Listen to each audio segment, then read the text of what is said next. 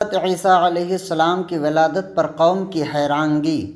جب مریم علیہ السلام کے یہاں حضرت عیسیٰ علیہ السلام پیدا ہوئے تو آپ علیہ السلام انہیں لے کر قوم کے پاس تشریف لائیں۔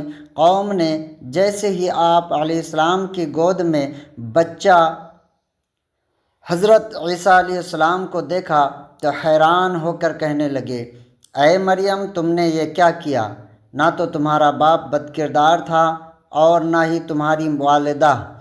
کنواری ہونے کے باوجود یہ بچہ تمہارے پاس کہاں سے آ گیا؟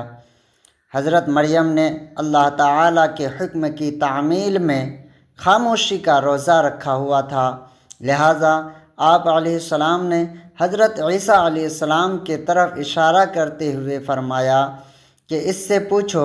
لوگوں نے کہا، اتنے چھوٹے بچے سے ہم کیا پوچھیں؟ جب حضرت مریم نے حضرت عیسیٰ علیہ السلام کی طرف اشارہ کیا کہ ان سے حقیقت معلوم کرو تو قوم کے افراد بھی یہ سوچ رہے تھے کہ مریم ہم سے مذاق کر رہی ہے۔ اتنا چھوٹا بچہ بولنے کی صلاحیت کہاں رکھتا ہے؟ اتنے میں حضرت عیسیٰ علیہ السلام اللہ تعالیٰ کے حکم سے بول پڑے اور خود کو اللہ تبارک و تعالیٰ کے نبی اور اپنی والدہ محترمہ پر جو قوم کی طرف سے الزام تھا اس کی بھی تردید فرمائی۔